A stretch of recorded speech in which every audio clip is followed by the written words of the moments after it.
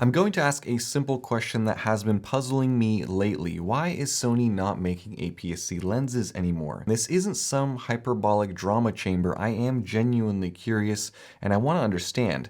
And maybe we can continue this conversation down in the comment section because I'm sure the majority of you who watch this channel have some thoughts and some ideas about this topic. Here is where I want to start. This week I was working on a lens review for the TT Artisan 35mm f1.8 APS-C lens, and as part of that video I wanted to do a comparison to the Sony version, the Sony 35 f1.8, and also the Viltrox 35 f1.7. So I snapped a few photos with all three of these. There's really no need to sugarcoat it. The Sony 35mm is garbage compared to these new lenses that are cheaper, better built, optically superior, and developed within the last few months. And I say all of that intentionally. I'm going to dive into each of these points further. The Sony 35mm was one of my first prime lenses when I started shooting Sony about 12 years ago, and I will always admire and remember this lens as one of the greatest. I never thought it was terrible, but now I can't hide from the inevitable truth of the fact that maybe it is. Cheaper. The Sony 35mm f1.8 OSS came out in 2012. It was nearly $500 back then, and it is 13 years later still nearly $500. Now imagine if another company had this sort of pricing strategy. Let's say that Apple, back in 2012, came out with an iPhone 5. It's thinner and lighter than the iPhone 4S with a lightning cable instead of that 30-pin connector of the previous generation. The 16GB version of the iPhone 5 was $649 US when it was launched. Now imagine you were to go to apple.com today and you scroll past the iPhone 16 at $800, and for $150 less, you can pick up a brand new iPhone 5. It would be absolutely ridiculous and no one would do it, so you'd think. But here we are on Amazon. The Sony 35mm has over 1,800 reviews, 4.7 average, and look, more than 50 people paid $473 for this 13-year-old lens last month. And I'm spoiling the TT Artisan review here a little bit because I don't really like it all that much, but it is a better performer and it's $125 US compared to the Sony. That's $350 less than the Sony. And I get it, it's a lens. It doesn't become obsolete as quickly as something like a cell phone. Lenses do hold their value well. I'm just wondering if as technology advances and things improve, if older technology should be maybe discounted. If something was state of the art just 10 years ago, it is today's entry level. And so should price be adjusted to reflect that or even stay competitive?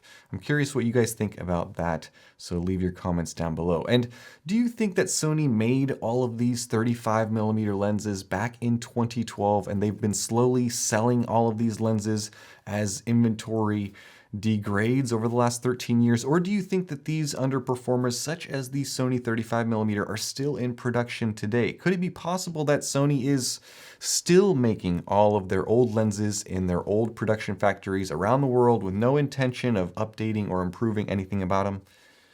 I don't know. Better built.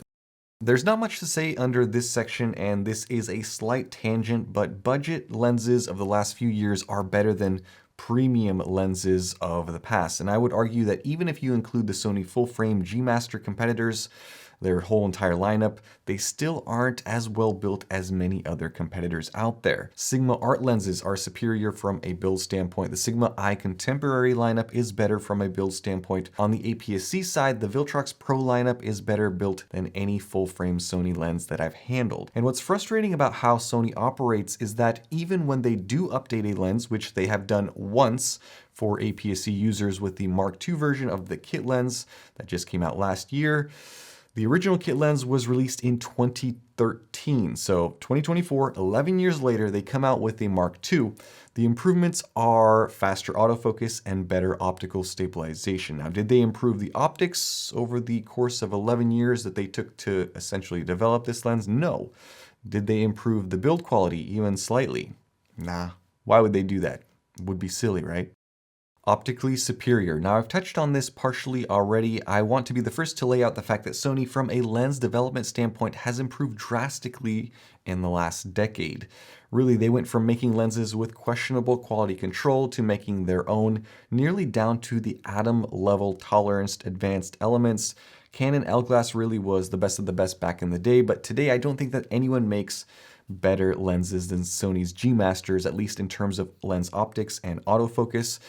But the fact is, the majority of Sony's full-frame lenses and nearly all of their APS-C lenses are based on old tech with old lens designs, and as a result, in most reviews that I do nowadays where I compare any new lens to a Sony version, the Sony almost always disappoints optically. Usually it still autofocuses more accurately and more rapidly, but with sharpness, chromatic aberration, distortion performance, typically the performance is worse, and that was certainly the case with this Sony 35mm when I compared it. Now, this isn't so much of a problem with Sony full-frame lenses because Sony has 3 times as many full-frame lenses than they do APS-C, and many full-frame lenses are on a second iteration with huge improvements. Developed in months. Finally, I want to talk about development time, and this isn't a problem only with Sony. I would say that Sigma struggles with this as well, as does Tamron, but Sony struggles with it the most. When it comes to lens development, Sony seems to move at a turtle's pace. When it comes to APS-C lens development, Sony seems to have forgotten that that's even part of the job. And at first I thought, well, it takes a long time to R&D a new lens, may take years, I don't know, but lately I think more of that time is spent waiting around, thinking about it, maybe kicking the ball to someone down in accounting, some marketing department, and getting approvals, more so than any sort of actual development. I have no idea. Maybe that's just how I imagine it. And the reason is 2.5 years ago, we got 3 new APS-C lenses all on the exact same day. It was ridiculous. It was awesome, but it got me to think, have they been developing these lenses for decades, or have they just whipped up these 3 lenses nice and quick because they had a brand new vlogger-focused camera that was releasing, and they obviously needed some lenses that could be used with it that wouldn't cause embarrassment to the tech inside the actual camera. I don't know, but it was 3 different answers to 3 different problems, all delivered on a single day, and if nothing else, we learned that Sony is certainly capable of releasing 3 new lenses in a very short amount of time, and they should be capable. The company has over 113,000 employees worldwide, which is huge. Only a small fraction of those are probably working on the imaging side and work on cameras and lenses, but Sony has all of the resources that it could possibly need to develop really whatever they want. And if they don't have the resources and the tech, would we see news all over of Sony buying up Sirui and 7 Artisans and improving their products in-house and creating a new lineup of contemporary APS-C lens offerings, right? We would definitely see that, right? Honestly, they don't need to outsource anything. They don't need to wait on any third party to manufacture their advanced elements. All of that stuff is done in-house as far as I know. Really, the only thing that they need is a desire or a motivation, maybe.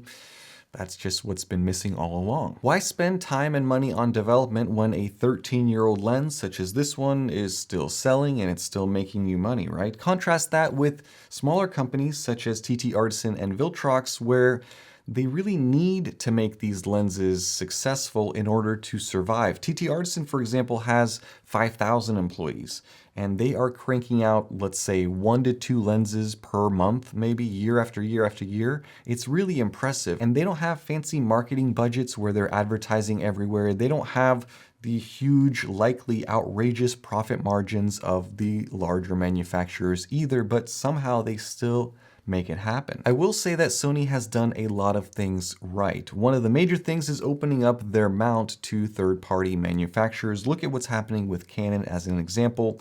That could have easily happened to Sony if they decided to be more greedy. But at some point, if you're going to limit the tech that allows a third-party company to use your focused breathing compensation and your optical stabilization incorporation, and limiting your lens competitors' allowed burst rates to something like 10 FPS instead of 120 FPS, then what are you doing? Either make the top of the line lenses that people want, or open it up completely to allow some other company to come in and fill that role. Look, if Sony doesn't want to make APS-C lenses anymore, unrestrict the third-party companies. I'm sure that in a year we will have a full lineup of Viltrox, essentially making G Masters for APS-C if that ever happened. But instead, we have Sony with a standing reservation at a table that they haven't planned on attending in 13 years, and it just sits there empty night after night after night. There are APS-C lenses that we need. An updated 35mm f1.8 is an example.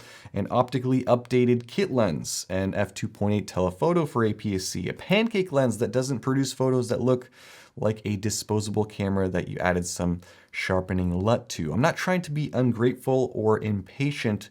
Really, I've been an APS-C fan for over a decade, and during that time there have been dozens of YouTubers and probably thousands of people who have ran out of patience with APS-C and just went to full frame. And maybe that was intentional from Sony's side. I don't know. And I doubt that Sony will ever watch this video, but if they do, I really have only one message for them. Go back to making the best tools possible for your biggest fans, not out of obligation or some growing greed, but do it for the passion that lives inside of your company and that lives inside of the people who use your cameras. And a lot of those passionate Sony fans, perhaps even a majority, are hobbyists, aspiring content creators, people with families or pets, the next generation trying to take the best photos and videos possible with their Sony APS-C cameras. And that is going to be it for this video. Please leave your thoughts and your ideas down in the comments section. Let's continue this discussion down below. Thank you so much for watching. Have a nice day. Bye-bye.